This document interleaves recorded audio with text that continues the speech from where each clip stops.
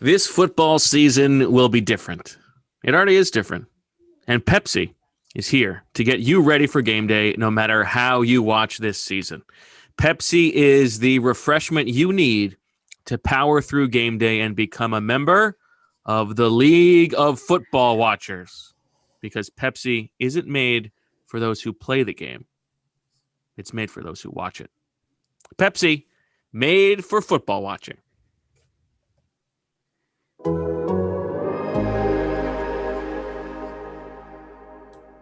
Bird to your mother, it's time for another episode of Birds with Friends. Just a trio of feathery brethren weathering any season to see the Eagles eating teams like Scrammy's topped with cheese. It's Philadelphia, Bo, Sheila, and Zach kicking it cooler than three penguins till Zach runs off with his valet keys. He's a real nuanced goose. Pull up a branch, get loose. It's time for some juice on some Birds with Friends. The early bird gets the worm, but prefers getting turned like a turn on some Birds with Friends. Bo, Sheila, and Zach coming at you with stats and things flapping their wings on. How do you have time to consume all this content? You're listening to Dave Spadaro interviews? I take a morning bike ride and I listen to I want to hear more about that, but go ahead. No, the Schuylkill Trail. Really? Yes. Wow. Yeah, Hello, everybody, and welcome to a Friday late morning edition of Birds with Friends. I am Bo Wolf, joined by, fresh off the Schuylkill Trail, Zach Berman. We've got Marissa Morris and Sheila Kapati out front of Pastificio. Sheil, everybody wants to know, how you doing? I feel like between nuanced goose and like some caricature of Zach sprinting, car keys in hand, there's some t-shirt possibilities there. I feel, just as we look ahead here. I think that's probably right. Are you guys nappers? Great nap. Unbelievable nap day today. Oh yeah. No, I mean, it feels like it, right? Oh, it feels, yeah. I mean, I we had like 20 minutes between the end of Doug Peterson and this show. I took like a 10-minute, I just closed my eyes for 10 minutes. No, you can't nap before noon. What do You you got to mean? let you wait till the afternoon to nap. Well, then You it's don't- just a second sleep. I mean, I'm just trying to steal what I can here. Oh, so you just woke up? I'm shocked that Zach didn't is really not a fall asleep. napper. I- Really? I'm not a like- I am not a Yeah. napper. Zach's on that, like, like Adam Schefter nonsense of like 3 hours of sleep. I could be so lucky to be like Adam Schefter. Oh, please. No. Stop that right now. Enough of the filleting Schefter. Okay. But I do have an announcement to make for Shield's wife and for anyone who's watching this. If I am looking down and I'm not smiling at that particular moment, it is because our editor is messaging me about a story I have coming up. I am not looking. I'm not unhappy to be here or reading something that's not going on with the show. I am simply responding to Pete about our headline ideas for the story. Your hair's looking great today. Is something new? Is it growing out a little bit? I gotta say, am I That's wrong, nice you Bo? say. No, I mean, look No, at that. nothing- Zach's always looking good. Yeah. literally nothing different going on. What do you call that? When I used to have hair, I would call that the wall up top and the front. Well, you know? I just, you put Build water that on wall, it, you baby. push it back. Yeah. Okay. So, All right. Yeah. Does my video look darker? Yeah, you look Is it- blurry, darker. I don't know why that is. Maybe it's just because I have a Garbanzo Beans computer here with no battery, but here we are. Here we are. All right. Well, we've got plenty to get to on the show today. We will preview the upcoming game against the Ravens. We will do our Bird on the Street, our Crow Thine Enemy, and then we've got a new segment to take the place of the Owl draft. And I think it's going to be a fun one. So we'll see how it goes. I would disagree with that. Of course you would. But let's do it. Let's start as we always do. Let's kick it over to the Stone Cold Newsman, the man who's better than Adam Schefter in my eyes. Zach Berman, what's the latest?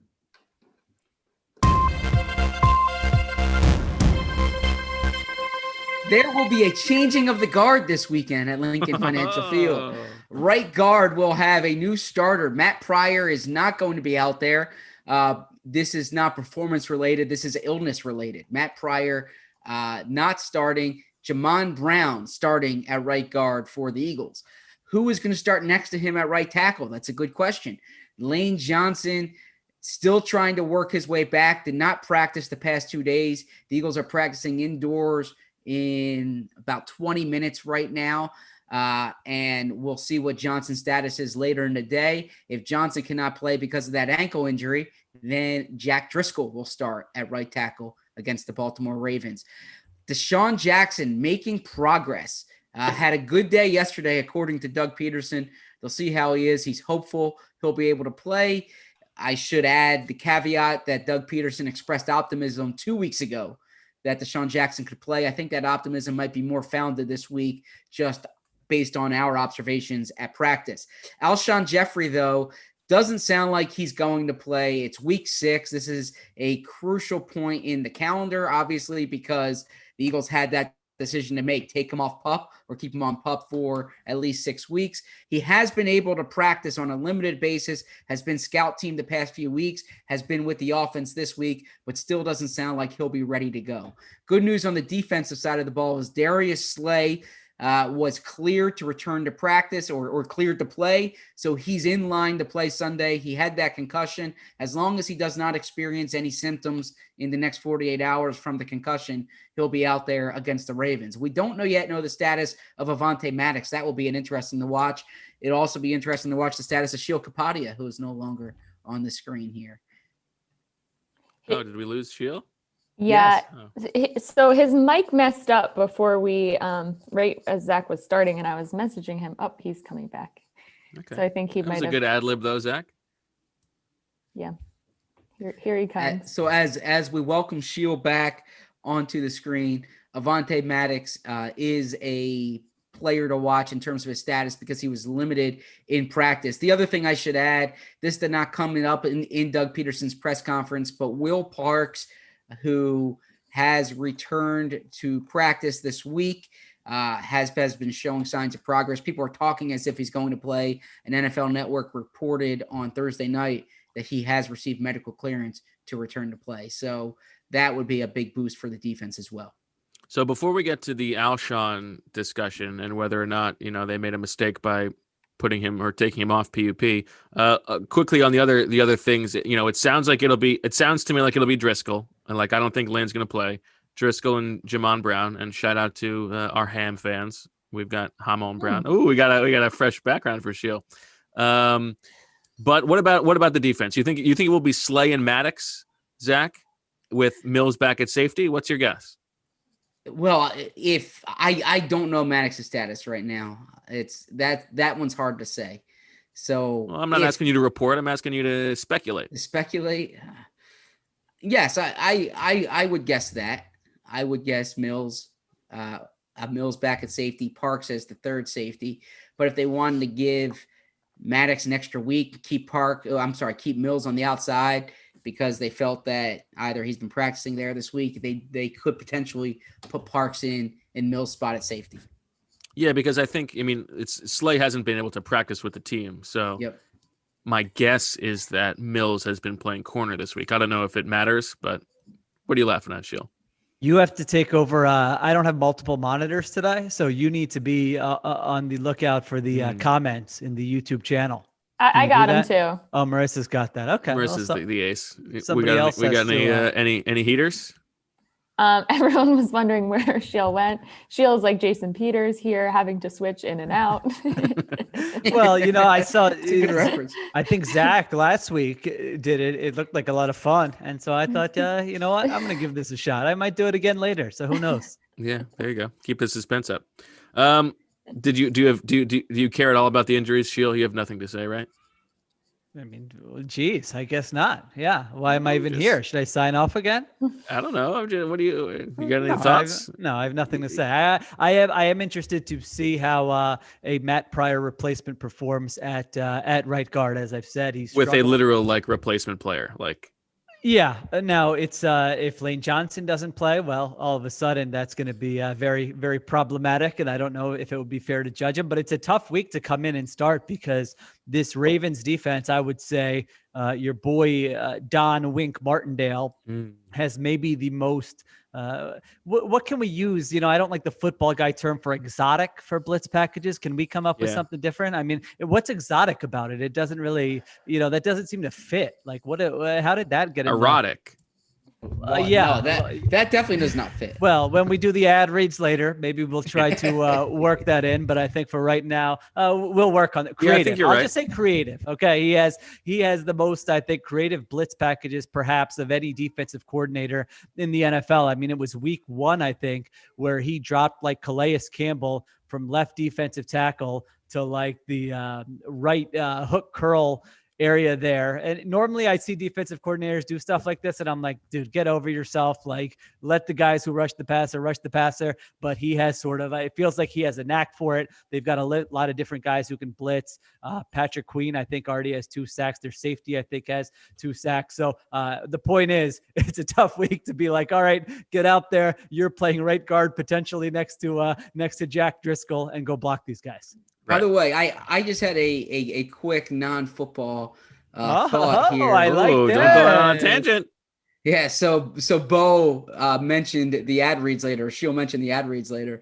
And I was thinking something from the podcast the other night. Could you imagine if Javon Curse randomly was like told to listen to our podcast, or Javon Curse friend? And I forget what Bo's exact line was, but it's, as listeners of this podcast know so-and-so about Javon Curse's life. Yeah. And I'm just thinking, like, he said it so casually that the fact that you're not bringing it up is only increasing the chances that he finds out about it somehow. I thought the same thing, Zach. I always picture like Javon Curse driving down the road, Apple Podcast has a recommended pod. He hits play, and all of a sudden it's Bo doing an ad read for erectile dysfunction that has him in the lead there, and he's wondering like, what in the world is going on? Exactly. Yeah. So I was thinking about that the other day, and I thought I would bring that up on the pod. Well, you got to give a little. You got to have the Easter eggs for the longtime listeners. That's what it's all about. Okay, so it has been 6 weeks now, and we will not see Alshon Jeffrey on the field. The Eagles made the decision to pull him off PUP. And if they hadn't, they could have activated him after this game. What do you make of that decision, Zach? I think it was a poor decision.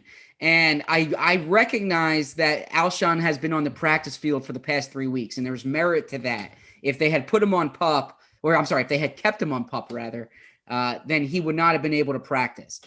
I'm also speaking with the benefit of hindsight here. And then the third thing the third caveat I should acknowledge is that this is a year when they have increased roster flexibility. So they haven't gone into a game shorthanded at a particular position because of roster flexibility.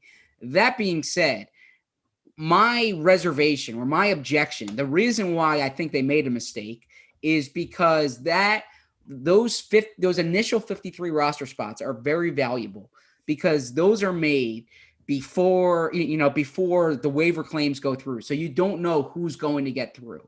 They made a decision to cut Noah Tongiai at tight end. They made a decision to cut Rasul Douglas at cornerback. I won't bring up Sidney Jones here. They didn't make that decision. Good on you. Even though he has big game last week. Yeah, for Sidney Jones. But let's look at those 2 players in particular, Noah Tongiai and Rasul Douglas, 2 players who did not clear waivers. Okay, maybe the Eagles thought they would get them through to waivers. Did not clear waivers. Positions where the Eagles were notably short when they went to 53. Like we said, they're short at tight end, they're short at outside cornerback, and positions where they've needed depth this year too. And the decisions made to keep Alshon Jeffrey, and Howie Roseman defended that decision because they said the information they had is that he'll be back within 6 weeks. If he's not back within 6 weeks, I do not believe that the 3 weeks they've had of Alshon at a limited capacity of practice is worth that roster spot, because those are players, or that player, whether it was Tongiai at tight end, whether it's Rasul Douglas at cornerback, he could have helped you. And I don't necessarily buy the caveat I gave about I'm speaking with the benefit of hindsight, because when you make that decision, those are the calculations and conversations you have to have at the time. So I will go a little bit against type here, because I went nuts about the Casey Toohill wave the other day, and I'm not quite as upset about this move, because for the reasons you said, there is more flexibility this year, and they did get to see him in practice. That said, why it was a bad decision, I think, is because this was always an aggressive timeline for him coming off that injury. Like it's not like there was a setback here. The expectation coming into this season when he has a Liz Frank at the end of November or beginning of December is that he's not going to be back until, week 8 or so. So for them to push it aggressively, I think is a bad decision. So that's why I think it's a bad decision, not necessarily because they needed those extra spots, because I think they could have made different decisions. Like, we've talked about, they could have cut Singleton. I doubt Singleton gets claimed. Then you're able to bring him back or whoever it is. But I think it's wrong because it was such an aggressive push on Alshon to begin with. Now, the one thing we should say is if he's on PUP, you can't trade him. It's possible that they were thinking, we know for a while they've not been able to trade him. Of course. But that is, if we're talking about the technical things. Practice. Really, what do we need to see from Alshon Jeffrey in practice? No, that's fair. This, again, I'll go back to Doug P's book where I knew we were going to win the Super Bowl because Alshon Jeffrey was trying in practice. That was when Alshon Jeffrey was actually invested and a good player. I don't think Alshon Jeffrey is out there busting it at practice, and all of a sudden, this practice, he's going to come back and have amazing chemistry with Carson Wentz. So listen. Yeah, that's fair. We know you don't have to really. Most of these players don't really have to practice. And the other part too is you need to look at this also in the broader context of this team and the roster decisions that they've made over the past few years when it's come to injuries. Okay, this is another example of a timeline. And Doug was honest today. Doug said they thought they would have him back before this. They thought he would play within 6 weeks. But why are you laughing? Coach Flynn commented, missed the Wednesday pod. Did you guys discuss Twitter consumption, John Koncak and Casey Toohill by chance? I think that's a big point, Zach, because we don't know that, Alshon, we could be talking about this next week and the week after, and he's still not back in the week after. And then all of a sudden it adds to this list of how many players, how many incidents over the last 2 years of how many players where the injury timeline doesn't match up. There are issues with, did they bring a guy back too early? There are issues with how they handled rehab. They're telling you they're making changes every offseason with their medical staff. And so this continues to be an ongoing storyline that kind of hangs over the franchise. So I do think it's important to look at, it's a small move. It's not there yet. Excuse me. But in that context, it is important. I just think when it comes to the roster, like this franchise is so proud of these little move, Josh McCown on practice squad, or that's been working out great, by the way. Wentz has never looked more comfortable, more, just knows the offense inside and out. It's really the Cravon LeBlanc maneuver. You make those, and okay, those you can celebrate them as creative, or it works to your favor. This is a spot on the 53-man roster that I've heard for 8 years covering the team. Every roster spot's valuable, and they're using that spot, and they cut young players on a 30-year-old wide receiver coming off a Liz Frank injury, who all he's been able to do has been limited in practice for 3 weeks. That's what they're used the roster spot on. Yeah, I agree with that. You think Deshaun plays? I do. What do you bet? I think so too. Yeah. You were there yesterday, so you saw him. You all right? Yeah, no, we have technical difficulties all over the place this episode. Shields coming in and out. Zach's dropping his mic. You can't see me. I'm too dark in here. So our listeners didn't see it. Really this looks before the show. It's really been a terrible experience. Our listeners didn't see this before the show, but when we do this YouTube setup, okay, I'm not at a desk, and my microphone is on it's essentially on the ground, and I put a bunch of books up. Okay, I took books off the shelf, put a bunch of books up to lift the mic up, but the books aren't very stable for the mics. So I will come up with a better solution next week. I like it. It adds a little mystery and intrigue to the show. No, that's right. All right. Why don't we just get right into the Crow Line enemy, since you already started talking a little bit about this Ravens defense, Shield. They are, let me pull it up here. They are number 1 in DVOA, 17th on offense, though, 3rd on defense, 1st in special teams. I believe they are at the top of the, what is it, EPR? Yes, EPR. Top of EPR. A tough test as we all expect. I guess start on the defense because, as you said, they've got those creative blitzes, and I think probably more so than any other team. Like you don't know who's coming from where. Yes, I guess this would go to Doug Peterson's point last week about it's not, I mean, I think he's wrong. 5 pass rushers is a blitz, but this is much more, it's much harder to figure out who's coming from where than it was last week against the Steelers. And so you look at their pass rushers. I mean, if you just looked at it on paper, you would say this group does not wow you. Matt Judon is a nice player. He's on the franchise tag. Calais Campbell, I think we've discussed him before, and I said every time I've covered a game where the team I cover plays Calais Campbell, he just like dominates or makes like a huge play, whether it's a sack or a pass deflection. That London game, I think he had a big play. Yes, right? I think we definitely had this exact conversation like 3 months ago. I don't know why we were talking about him at that time, but Calais is second in the defensive tackle pass rush win rate, and Judon is third for all defensive ends. Yeah. Okay, so there, Judon is a definitely a tight end destroyer. So if they get a matchup where, and by the way, I don't think we discussed this on Wednesday, but their tight ends are just getting absolutely annihilated. I mean, really, you look at, I think I was ripping Pryor I write his name down for the negative plays, but if I don't write down Pryor, or in addition to Pryor, it's, oh my gosh, Ertz or Rodgers just got tossed. Rodgers is the one I cannot understand. I mean, I would never recommend adding a blocking tight end, but if ever there were a time, like this is a time, because he's not giving you anything in the past. He's not dynamic either. Yeah, he's not bringing anything to the table. Go get me a guy who's like a former offensive tackle who's just who's hungry and wants a place in the league, and just line him up at tight end in these 12 personnel sets.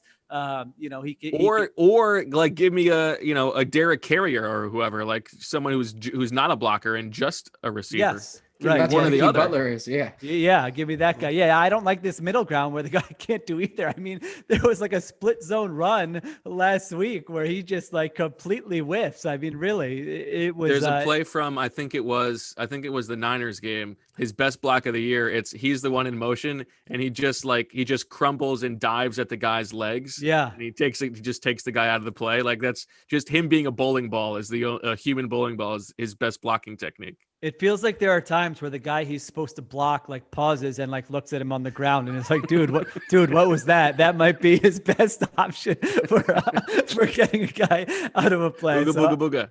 I don't even know Matt Judon. I was like, how did I get on this for the 40th consecutive show of ripping poor Richard Rodgers? Hey, seriously. CTC. Richard Rodgers and Javon Curse are living Richard together. Rodgers gets more airtime on this episode. CTC, cash them checks, Dick Roth. No one's mad at you. This is about the organization. Easily the number 2 best businessman on the team. Oh yeah, 100%. Maybe that's why they might be advising these guys on their 401ks. All right, so Judon and Campbell up front. I know Bo loves Tyus Bowser. When I had my expansion draft with Sando, you were giving me, you were like, go get a Tyus Bowser. I liked him as a prospect. Yeah, but they don't have like an Aaron Donald or a TJ Watt who's just going to be, all right, this is the guy we have to account for. Linebacker was a big problem area for them last year. They of course have LJ Fort, which, man, Eagles fans are still hot about that one. I'll tell you what, in my mailbag, LJ Fort questions every week about why they're letting guys like this go. They draft Patrick Queen in the first round there. He is not like a physical bruising linebacker. He's very much a 2020 linebacker in that athletic, don't let blockers get to him, run and chase, can do a lot of different types of things. Had a nice game last week for them. And then the secondary, this is really a team that's built from the secondary, from the back to the front. Marlin Humphrey has become like one of my favorite players, defensive players to watch. I mean, every week, this guy, he's got this amazing ability to punch it's like the Peanut Tillman punch, but it's like a 2020 version. And last week he had a play where, Bo, I think we've discussed it, that you love this type of defensive play when you grab a guy, hold him up, and then do the punch. Yeah, I like that. Yeah. So he did this, but he has 3 forced fumbles in 5 games. I mean, wow. For a corner, that's like unheard of. And they're just, I don't know how you connect on that. He's like winding up and punches, and he punches it squarely every time. It's not like a ball security issue. Like you have no chance if he connects, the ball is coming out. So that's something to keep an eye out for. Marcus Peters, they acquired last year, extended him. I think everyone knows the book on Marcus Peters is that he's a gambler. If you catch him out of position, you can hit for a big play. But at the same time, if you don't know where he is, he could sneak up on you and be where he's not supposed to be and produce an interception. They play a lot of nickel. They play a lot of dime. Jimmy Smith is still on that team. They signed him, I think, to a 1-year deal. So he comes in and plays outside corner. And then it's safety. Chuck Clark is the guy who got in the fight with Earl Thomas at one safety spot. And then Deshaun Elliott.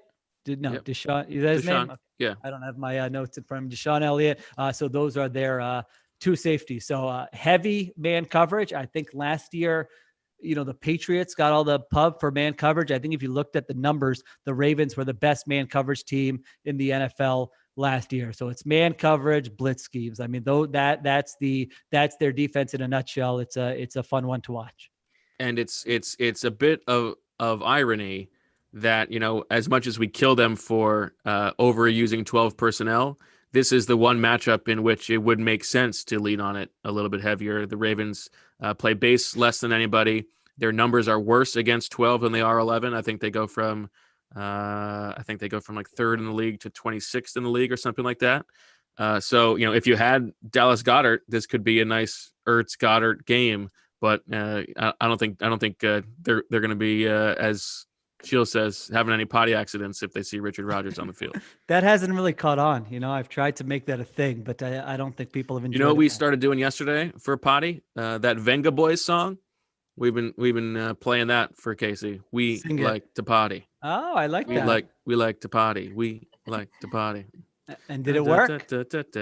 Yeah. He requested it this morning. So. Oh, all right. There you go. A quick note on their linebackers, okay? Because the topic of linebackers has been one that has some steam in Philadelphia this week because of the way the Eagles have played at linebacker, obviously. And Shields' favorite reporter, Tim McManus, asked John Harbaugh in the teleconference the other day about valuing linebackers and how he's approached it. And I thought this quote was interesting. I will read it here. When we haven't had good linebackers or the type of linebackers you're talking about, we've definitely struggled to overcome that on defense. As far as the value you put on them, for us, we've kind of played the shots as they come. I think you pay the player more than the position if you can afford it. Ray Lewis was not a hard guy to pay. We tried to pay C.J. Mosley, but somebody paid him way more.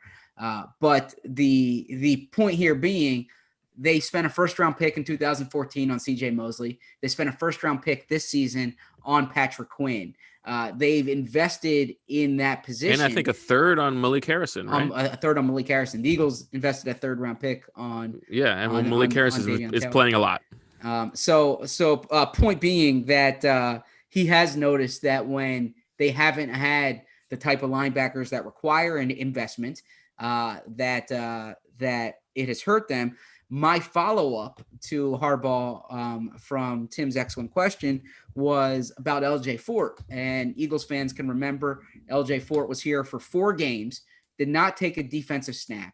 When they cut him, it made sense given the role that he had here. He had no role, basically, and it helped them in the compensatory pick formula. But he's clearly caught on in Baltimore, got a contract extension. Sheil mentioned the way he's playing, and I won't read the whole Harbaugh quote, but Harbaugh basically said they knew him well from his time in Pittsburgh, and he has so much value for them as a versatile linebacker.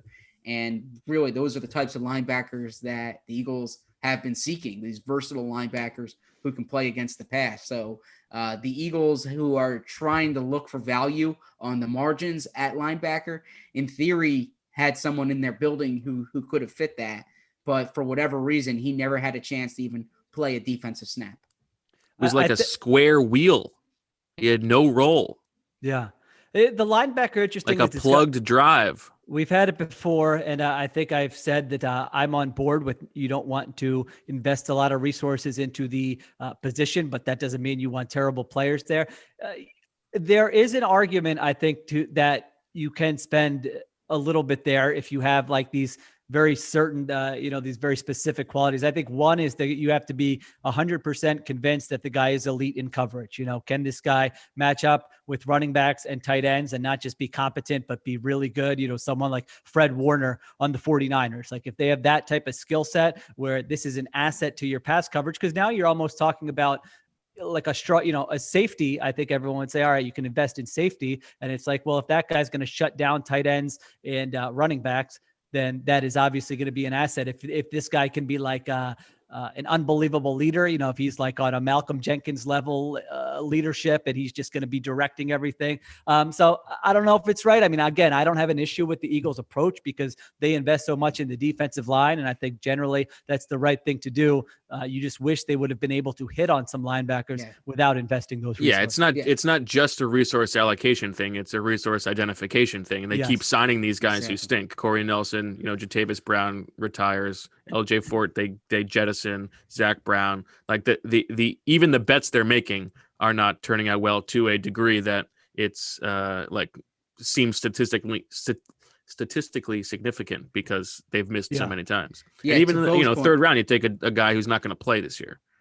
To Bo's point, Howie Roseman even said at the combine that there are some positions where you just need to rely on your scouting and your development. And I don't think the Eagles have shown much in the way of scouting or developing linebackers during the past, let's say 3 to 4 years, right? Like I think that has been a problem. I agree with the philosophy. You can't spend everywhere. If you don't have an elite player, I would rather invest the money on defensive line and cornerback, let's say. But then you need to be really good at finding these late round guys. The Eagles, to their credit, have been, in my opinion, and Bo's done this well in telling it. They've been really good at finding late round offensive linemen. Like that's a position where if they and developing too.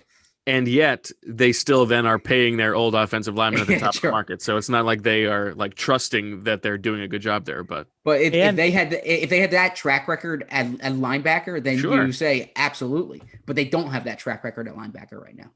And that also relates to this game and these two teams. When we look back on the Andre Dillard for Hollywood Brown, sort of either or during that draft. And, now it's easy to look back now where we were all on record at the time with what our opinions are, but you do sort of wonder going forward is, not that you ignore it, but is this a place where you can kind of rely on young players and save some money and really let Jeff Stoutland have a say in who you bring in and let him draft and develop? Because man, that track record, I mean, it's unbelievable what they've done this year with these guys who most people had never even heard of before the season. Mm-hmm. Just to quickly correct for the pedants, the Ravens are 6th in the league in yards allowed per play against 11 personnel at 5.0 yards, and then they allow 5.9 yards against 12, which is 19th in the league. Anything else on the Eagles offense against the Ravens defense? I know you love Marlin Humphrey, Shield, but has he ever faced a receiver as good as Travis Fulgham? I don't know. I think maybe we might need to save that for the next segment. One thing that Greg Cosell and Fran Duffy talked about on the Eagle Eye in the Sky podcast this week is that a lot of the Ravens sacks adultery. Yeah, well, that's good. Is that a lot of the Ravens sacks are, come on sort of free rushers and they sort of are on the quarterback for not identifying things quickly. This is a problem we have seen from Carson Wentz this year, not getting the ball out when there's a rusher. He should know it. He should know the ball needs to get out quickly. So this is a game I think that is going to be a difficult test for Carson. And they have, and their numbers are bad against the blitz. I was looking this up, just success rate. Carson Wentz is 29th, I believe, out of 33 quarterbacks against the blitz so far this year. So they have not done a good job. All right, let's turn the page to the Ravens offense. Nothing exciting going on. I'm sure this Eagles defense can handle all the misdirection and all the fancy things they do pretty well. I know you're saying that sarcastically. Their offense has not been great this year. It has been very uneven. If you look at any statistical measure, I think they're 17th in DVOA. I think they're 21st in EPA per play. And so it has been interesting to see them. They have struggled this year. How did it work last week? Like everyone's talking about how, Ted, I think, wrote about Ted Wynn wrote about how Yes. great the Bengals did, but I mean, they gave up like 27 points. No, but one of them was a defensive, at least one of them was a defensive touchdown. Okay. So like the Bengals personnel against the Ravens giving up 20 points on defense is a home run. Lamar Jackson averaged 4.9 yards per attempt last week. That was a great piece. Measure, I think. Okay. No, I like that. I would like to hear myself a little more. A little bit more. Let it.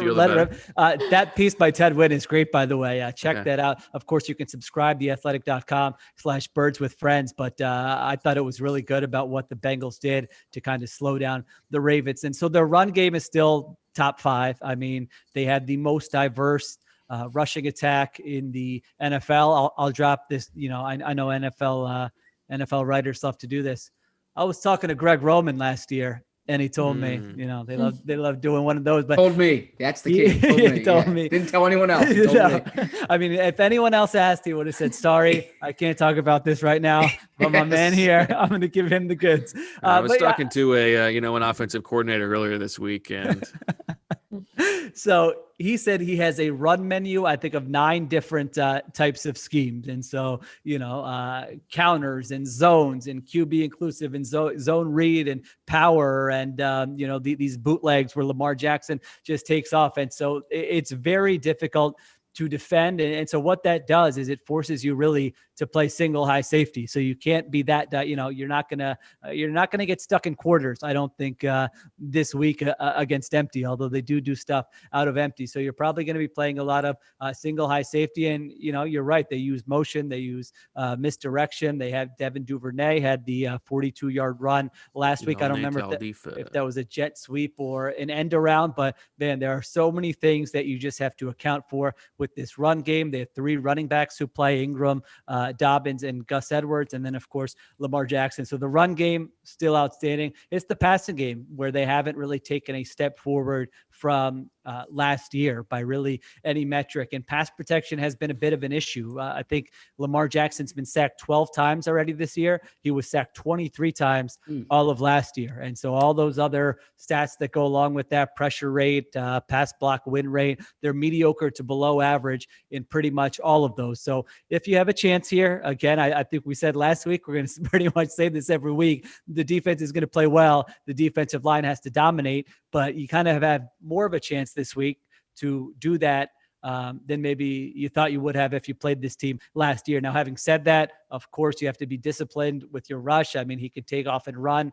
at any moment. If you're playing man coverage and your defenders have their back to the line of scrimmage, he can take off and run. So there's no great formula for stopping them. I think maybe you play zone coverage. Maybe you play a lot of cover 3, eyes on the quarterback, try to make him throw the ball outside the numbers. He talked a lot of going into the season about improving his deep ball efficiency. His numbers were not great throwing downfield last year. And so he wants to work kind of in between the numbers to the Mark Andrewses of the world. And so if you can force him to kind of throw to the perimeter, I'm not saying that's going to work, but that might be your best chance. Zach, we've heard a lot of the defensive players talking about Lamar Jackson this week. What have they said?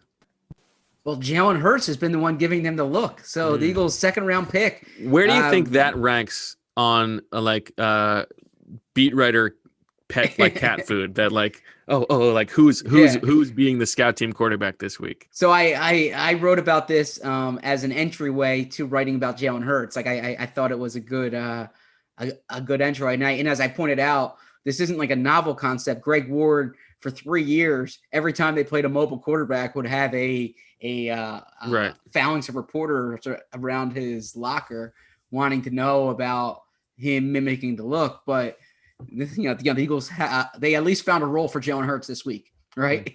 In practice, worth a pick. And I'll do a quick plug as you can read on The Athletic now. It came up during this podcast. It looks at the Jalen Hurts. It looks at Jalen Hurts in that role, but also the Jalen Hurts usage, and it brings back something Bo actually even asked Doug Peterson about the 2018 Ravens and the Lamar Joe Flacco usage there. Because Doug even said on draft night, now I think he was prompted, but he did not dispute it, that the way the Ravens used Lamar Jackson in 2018 could be a model for Jalen Hurts. And he keeps bringing up Marty. Yeah, And they fired Mark. Yeah, exactly. Yeah.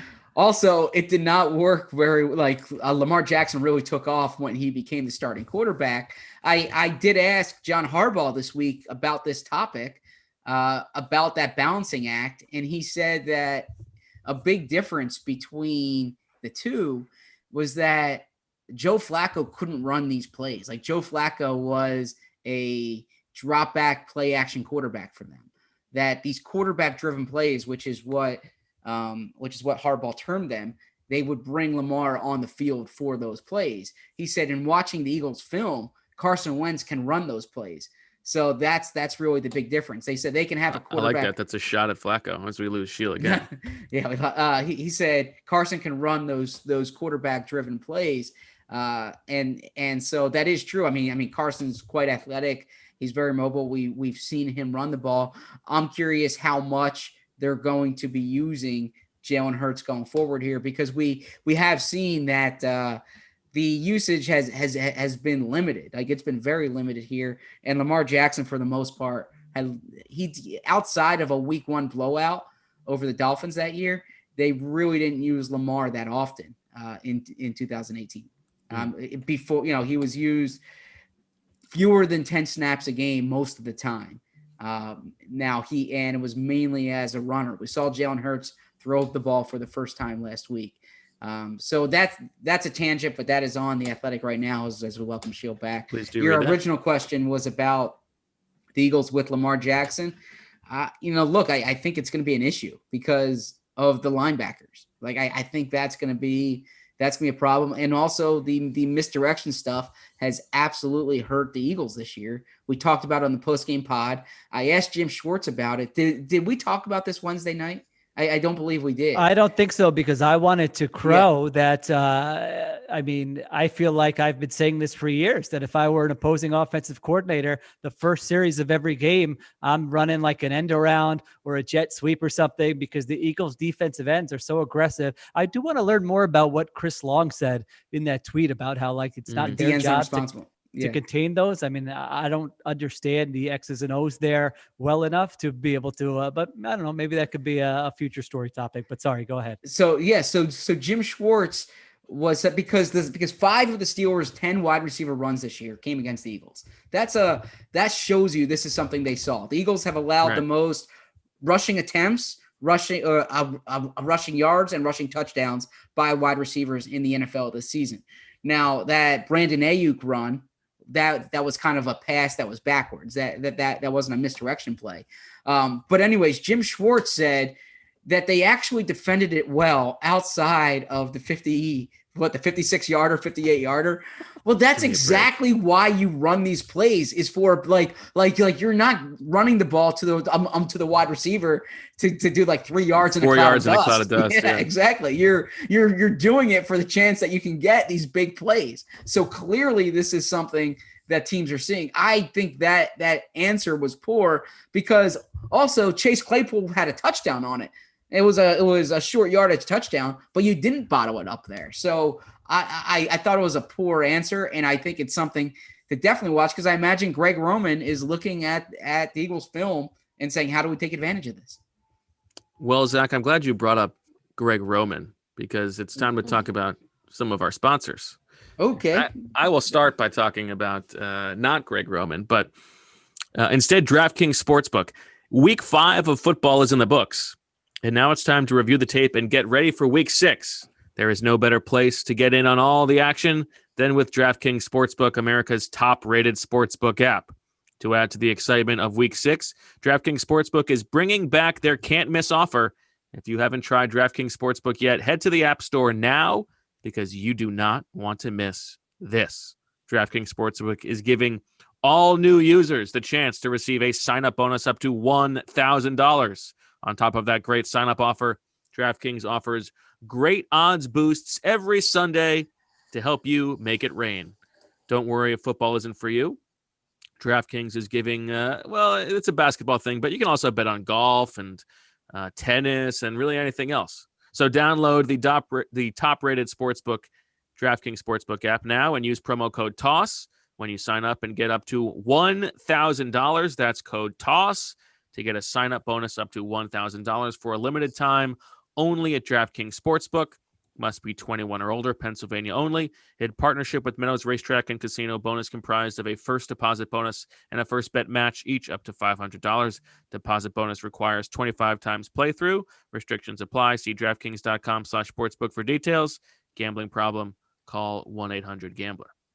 You win some bets. You're feeling lucky, and you know that some bets. A healthy life includes a healthy sex life. But if you struggle with erectile dysfunction, you may not feel like your best self. If you want help with ED, Roman connects you with a real U.S. licensed healthcare professional who can prescribe the medicine you need. With Roman, you can get free online evaluation and ongoing care for ED, all from the comfort and privacy of your home. A healthcare professional will work with you to find the best treatment plan. If medication is appropriate, Roman will ship you real medicine with free 2-day shipping. The whole process, it's simple, it's straightforward, and it's discreet. Just get started at GetRoman.com/birds and complete an online visit. Erectile dysfunction used to be tough to talk about, but now there's Roman. Complete an online visit today and connect with a doctor to take care of it. Just go to GetRoman.com/birds to get up to $50 off your first month of ED treatment, a free online visit, and free 2-day shipping. That's GetRoman.com/birds for up to $50 off your first month of ED treatment. GetRoman.com/birds. We have viewers checking in from Germany, Budapest, Canada, Baltimore, where he or she says that they're already celebrating Capadia Week in the city. We've got people. I love a Baltimore. Yeah, I'm sure you do. So wait, we actually have some funny comments about a Birds with Friends drinking game. Neil suggested it could be called Booze with Friends. Nice. And all the different times you have to drink. So drink for every I know that's right. Drink each time Sheil says, I can't believe we're still talking about this. Shot for every Coach Flynn call out. Keg stand when I talk about the Titans. So pretty every creative. Time I interrupt somebody, I think it was on there. Yep. Chug as long as Sheil is gone. So I think that's pretty funny. Shout out to the chat. Get it started early. It's 5 o'clock somewhere. All right. Well, I think we've all sort of felt that the Owl draft has maybe lost a little bit of mojo. And listen, as we get on the Eagles for #NoNewIdeas and bringing back the same people, I think it's time we take a little bit of that lesson ourselves. And so Zach and Marissa, I would like to know how you feel about Zach, especially specifically you, Zach, because you were on the text thread that said, it was sent after midnight last night that said 12:30 a.m. Yeah. Here's what we're going to do tomorrow. Did you know we weren't part of the show and didn't have any say on what segments are going to stay, which are going to go? That was news to me. I didn't understand. Like at first, I didn't understand what was. I still don't. Yeah, no. I read it. No, I read it at like 5:15 this morning, and I'm like, what? Okay, sure. But it's like any good game. It's going to be very complicated. Yeah, I think like management, the tutorials would tell you to be a good leader. You throw out an idea, collaborative. Maybe you get our take on it. What do we think? This was just, hey, here's this terrible game idea we're going to do tomorrow. So here we are. I think the fans are going to love it. Oh, all right. I disagree. So, this is called Swooper Sorecasting. Okay? And what we have done. Wow. Look at that, Marissa. Well done. I was ready for a new game. There you go. I love it. So what we have done, the three of us have each sent Marissa ahead of time 4 prediction type things that could occur in the game on Sunday. Now, these are not our predictions necessarily. What's going to happen is Marissa is going to read through one at a time these 12 predictions, and the 3 of us are going to bid on them. So it's an open auction, and we each have 10 turkeys, and you get 1 point for if the prediction you have bought comes true. Does that make sense? Did I explain we know that? all 12 of them before we put our bids in? Of course not. No, we do not. So that's part of the fun. That's part of the fun game theory. Your 4 that you've submitted. but you don't know the other ones that are coming down So the it's a pipe. blind auction here. Well, yeah, of a sense. Yeah, go ahead, Marissa. We actually have 11 because two of you put the literally exact same comment and take. really? I will not say which one. So I mean, I gave instead of very me little. Well, can you coming say the up two with people? one- Can you say the two people? I think I can guess what it is. No, don't 'cause say I don't it, want to yeah. give anything away. Okay. So we only Wow. have 11. So instead of me coming up with the 12, I think, because we're doing this live on YouTube, the chat should come up with the 12. Oh, Ooh. wow. As we get going, Okay. listen, and I will pick one, and I will not say, I will just integrate it in there. So Love if I it. see a All good one, so Okay. start That's thinking of some good fantastic. ones. I got to say, I'm not happy about how excited and enthusiastic Marissa has been about this.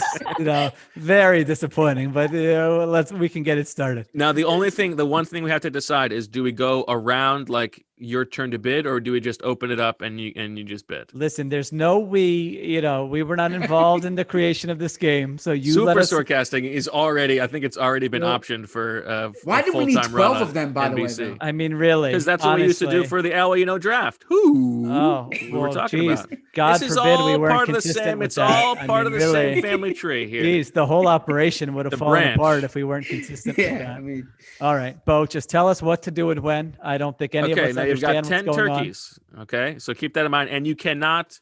You need at least one turkey to buy something. So if you run out of money, you get no more predictions on. left. So if I bid that 10 would be on, a shame right there. Right? if I bid 10 on the first one, can I then leave and my role in the podcast is over?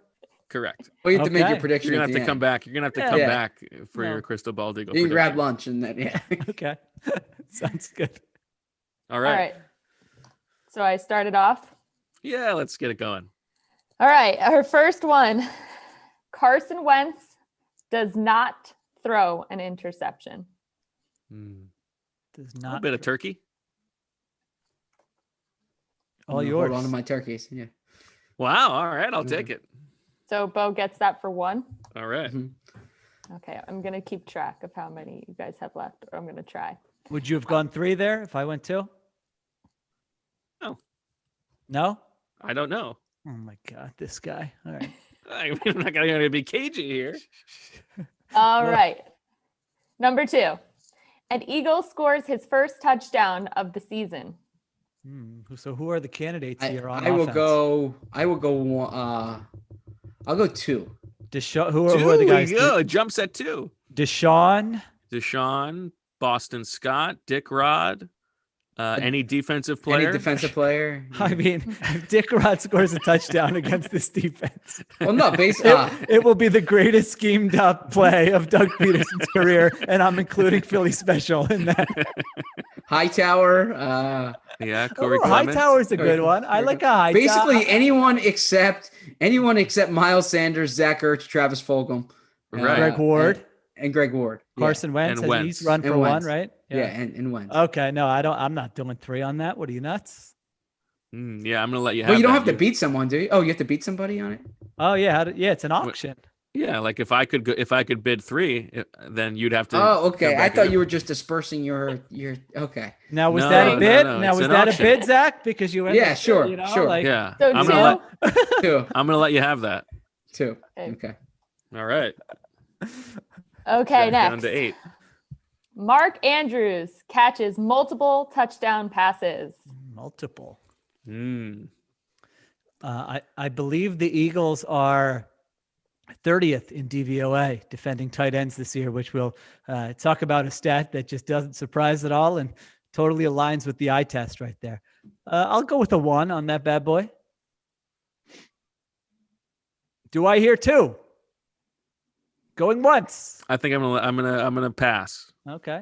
I'll hold Well, on to my twice. turkeys. Okay. The Indian All man right. with the Phillies hat. Okay. Andrew's All right. 2 TDs. Why are you Okay. writing these down? What? I'm writing. I want to Taking keep track notes? of how many points we have. Oh how many my turkeys Oh, we God. have I'm left. keeping that too. Okay. No, Bo's doing it for his own. He thinks he's going to game theory this game that makes no sense up. All Just right. want to know. This is what he does. He introduces games we don't know, and then he I rips on gave, you. I gave you guys, I gave you guys heads up on this. I texted it last night. We've never played this game. We don't know what All the right. game theory is going to work out to. You've been workshopping this at home for 2 months, Yes, right? longer, perhaps longer. All right. All right. Marissa. Lamar Jackson scores on a touchdown run of 30+ yards. 30 plus, boy. I'll go one. I'll throw it. Ooh. Ooh, He's got it see? in first. He got it in first. Get the one in. Oh man, my microphone's killing me here. Yeah. I will go 2. Anyone else? 2. No. Can you hear me? Is my mic okay? Yes, we can hear Yep. you. Okay. No, I'm not going more than 2. Okay. So Bo gets that one for 2. Okay. Next. Jalen Hurts takes back-to-back snaps at quarterback. Oh, at quarterback. Ooh, at quarterback. That's an important distinction. That's interesting. Okay. Back-to-back snaps. That look, I'm telling you, there's more to the story. That look. I'll go you gave 1. Doug. You go 1 on that? Which how many in are we? What number is this? This is 5. 5 of 12. Okay. No, I don't want to take. I'm not And gonna Bo take- has 7 left. Sheil has 9. Zach has 8. See, why the wise old man saves his money, doesn't go out there spending. See if it's you're saving it for any reason. All right, I get that for 1. Hold on. All right. Okay. Just making sure. No, you don't want to. I don't want. that No, show? I was making sure Zach was. No, I was thinking you can also get the insurance of an injury, like if Carson Wentz comes out for a quarter. Or Yeah. something. That's true. That's true. Good point. But I'm still not going to use my turkeys. Okay. Okay. All right. Travis Fulgham tops 100 receiving yards. Ooh, interesting. A hundy. Ooh. No Eagles receiver in the past 2 years has had 3 straight games with at least 50 receiving yards. Are we expecting Marlin Humphrey on him this week? I think Humphrey will play outside, I believe, in base, and takes the slot when they go to their sub packages. So, actually, I don't know if that's always true. I think it depends. I mean, I don't think you match Humphrey on Fulgham. That would really, what a turn. From I don't know. I'll put one out there. Okay. Just one? Now I think I've seen a good strategy is to get in there on the 1. You know. Because you're like 2, you don't want to do it. But if you can jump in there and get a lot of 1s, I think that's not a bad strategy. You're diversifying your assets. Yeah, exactly. All right. So no one's he's gonna get that 1. Yeah, I'm not doing 2 on no. All right. Marlon Humphrey forces an Eagles fumble with his big boy punch. It sounds like Bo. It sounds like that's a Bo submission because he wrote "big boy punch." I'll take 1 on that bad boy. Oh, that was a Shield pick.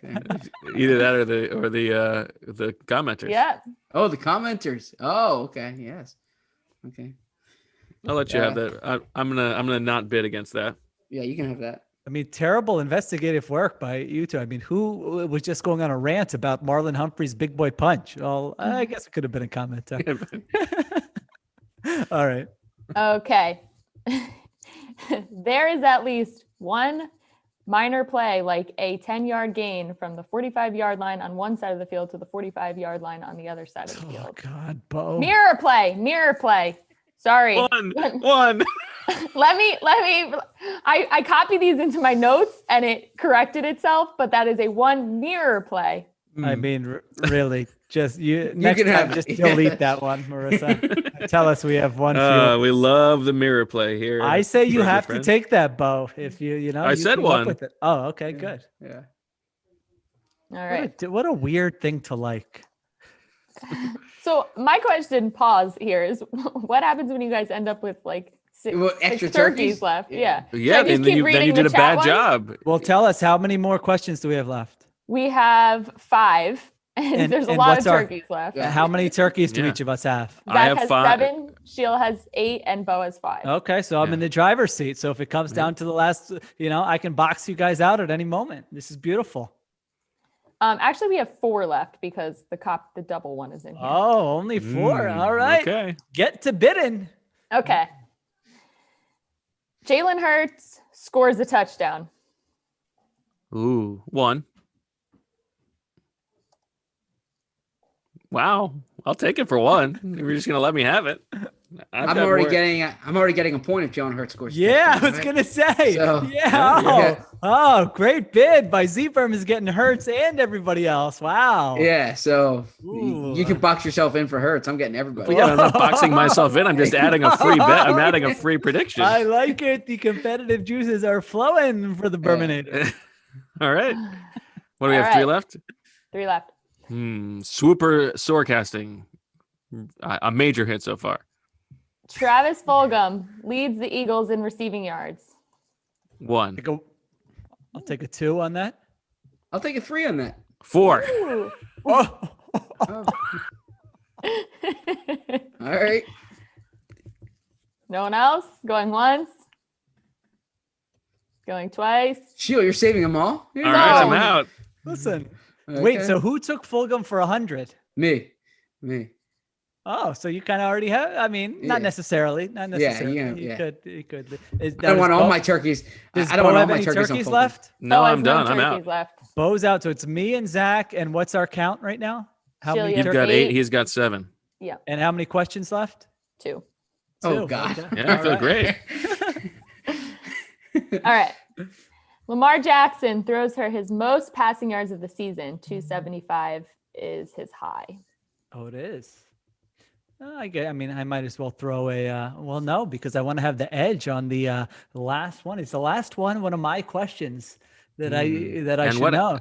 And we have to decide what happens if you get this for 1 and Zach lets it go. You both have 7. It's whoever who says it first, I guess. No, then I think we both get that one. No, absolutely not. Is Tie that what on would an happen in auction. a real life auction? Yeah, You're you would gonna split the baby item in half. Yeah. Oh, All right. Well, that last one we I'll go. I mean, I'll go 4 I'll keep here. quiet. 4. 4. Okay. You're going 4. Well, there's only 2. There's only 2 of these left, so I'm not Yeah. going to end up with no turkeys. All right. So then the last one just it goes to me. Now I'm trying to think of. Well, what I wait. said to- So wait, are you not bidding? I don't know. I'm thinking about it. I mean, I have to decide. I can raise my bid too, right? Yeah, I have of course. I have to decide whether I want this one or the next one. 275 passing yards is his high. What are the conditions? We got a weather update Sunday. I think it's gonna be nice, right? Nice day. They're gonna be able to run the ball. Is he gonna need to pass that much? They probably got a couple defensive touchdowns, maybe one on special teams. All right, I'll let you have that one. All right, well then I will go all the way up to 7 then. Well, what's the last You're one? just gonna burn it? Well, because what does it matter? There's one. doesn't- You've already got then it for 4. I mean, Okay, Yeah, but it's a hypothetical turkey. What, you want him to go roast them for lunch or something? What am I gonna do with the extra 3 turkeys? I mean, Bo is getting mad at you for taking. No, seriously, isn't this game theory, Bo? Like no, like No, not really, it's nothing. because you've already There's got- nothing. It's totally no, because that's the pointless thing, either way. Bo, is that I already because if it doesn't happen, you're not negative turkeys, right? No, but Exactly. there's So- also no difference between 4 and 7. So why go up to 7 anyway? Wait, I What thought if- you get 7 points, don't you? No. You just get the item. Oh, I thought you. Okay, so No, it has doesn't- nothing all right. to do with how much Bo's you, either you frozen, by get the it way. or you don't. Yeah. Bo's frozen. Look at his face. Oh my Look at- Oh my gosh. That's a Bo face. Oh, we need to please, if there's an enterprising listener, get me a screen grab of Bo's frozen face. Yeah. It will come in handy in future weeks. All All right, so that's Marissa, what the game? All right. So what are we what do I get? deciding on this one? You're Yeah, getting rid of them all your No. turkeys. No. Then I'll have 4 and I'll preserve. I mean, it I'll doesn't preserve matter it. because Yeah, there's it one doesn't matter. left, and I Exactly. have to take the last one. So Exactly. all right. So Alright. what do I get, Marissa? What's the last one? The last one, Jalen Hurts combines for 20 rushing, passing, receiving. Oh, I like this. That was mine, Yes. and I feel good about that. I think I would rather. What do you think, Zach? Which is the better bet? Lamar Jackson season high for passing yards, or Jalen Hurts combined passing, rushing, receiving 20 yards? Jalen Hurts. Okay. I think you did a better job there. I don't think it's a no-brainer, though. I mean, I No, think it's but- okay. All right, I feel good about it. So But, I need it. but this is the thing. So you knew yours was still left. No, I he didn't. I He actually didn't know that. I didn't remember He it. didn't. No. Oh, okay. Wait, I didn't. I knew that. So the Lamar Jackson one was my last one. I was afraid the last one was going to be like some some crazy Bo creation, and so I'm like, all right, I'm gonna take the devil I know better than the devil I don't. Wait, now how do you win this? Wait, how do you win this though? If you get the most right, I guess. Oh, is it the most right? Because then you do need to diversify. Then I did do a bad job. Yeah, I only so that's what I didn't didn't understand. Hence why Bo has like 6 of them. And that's So what classic. I misinterpreted with the game. Yeah, I didn't understand that. I thought there were like points, and so I thought there's 10 might be possible right. points. Yeah, you might be right. So that's why I raised my bet to 7. I thought there were 10 possible points, and that if he hits that, I get 7 points. That's what I figured was this game. Oh, yeah, I didn't realize you just get the category. I don't know what it is. We'll have to see. I'm sure Bo will make it fair and clear, and we'll all understand. Now, while we wait for him, good job, Marissa. That's it, right? Or did we? Yeah, that's it. And update: Bo's computer died, so not sure when he'll be back. All right, the podcast. Thank you, everybody in the chat, for screenshotting that because yeah, people are already sending it here to me. Now, which was the listener question? The Jalen Hurts one, back-to-back snaps. Back-to-back. Oh, that was a good one. Okay. All right. Yes. Before there we get was a lot of good ones, so it was very hard for me to pick there. But I thought that was nice job hosting by Marissa. Although again, well little less enthusiasm. Next time that's not our brand when Bo comes up with a new game. All right. Before we get to our predictions, I guess we'll just have to take over. We're live, so we can't pause the podcast. But we all know 2020 is a little nuts, but that doesn't mean you should disregard your nuts, no matter what size or shape they are. In fact, Manscaped is on a mission to take care of your manhood with their below-the-waist grooming and hygiene products. And great news, they just released their products in the UK, Canada, and Australia. They also just released the Crop Care Kit, which is a formulation bundle to give you A+ balls and is the ultimate male hygiene pack. The Crop Care Kit includes the Crop Preserver Ball Deodorant. The name speaks for itself. Toner, a sprayer toner, a little slice of heaven with their aloe vera and hazel extracts, crop cleanser, body wash, a full body wash that you can also use on your hair. Let's not forget, it's the best trimmer everywhere. The Lawnmower 3.0 trimmer offers a replaceable ceramic blade with advanced skin-safe technology, which helps reduce grooming accidents. And these formulations are all vegan, cruelty-free, dye-free, sulfate-free, and paraben free, so your manhood is in good hands. Get 20% off right now and free shipping. Just go to manscaped.com/theathletic. Get 20% off and free shipping. Just go to manscaped.com/theathletic. That's 20% off with free shipping at manscaped.com/theathletic. Add some swag to your bag. Okay, Zach, I guess we have to do predictions here. Bo will have to add his at another time. Would you like to go first, or would you like me to go first? You can go first. Okay, I will go first. You know what? I've been tempted. I've been tempted to pick an upset here with the Eagles. Like I said, this Ravens offense is not as good as it was last year. And I did like a little bit of what I saw from a lot of what I saw from Carson Wentz last week. I thought it was his best game of the season. I thought his strengths in terms of aggressiveness, keeping plays alive, and he was giving receivers shots, all these different types of things. You get Deshaun Jackson back, Travis Fulgham. There was obviously a trust there. So I was tempted, but I cannot do it. And so my concern is sort of the style of defense the Ravens play. This heavy man coverage, these creative blitzes they're going to throw Wentz's way. They have not handled blitzes well. You have all these question marks on the offensive line right now. They've played well throughout this season, but I think this is a different type of test. And so I really think they're going to have trouble moving the football. I think they can pull an upset. I think to do that, they need to steal a score on defense or special teams. If there's a fake field goal, if you force a fumble, pick it up and return it to the red zone, and that sets up a touchdown, something like that. I think you really need in this game to be able to pull off the upset, but they're, I think, 7.5-point underdog. So it's very similar to that 49ers game where we said that gives you about a 25% chance to win. So it's not like it would be unheard of for them to pull the upset.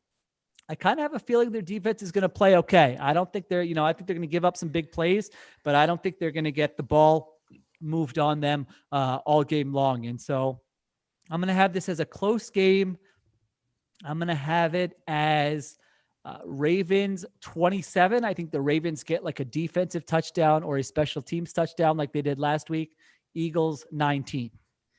Okay, so we have a similar score. Okay. But you have the Ravens covering. I don't have the Ravens covering. Okay. I think that the Eagles offense has showed some encouraging signs. That I think there's reason to be optimistic that they're playing better offensively than they were earlier this year. I don't think the Ravens are as poor offensively as the stats might make them seem.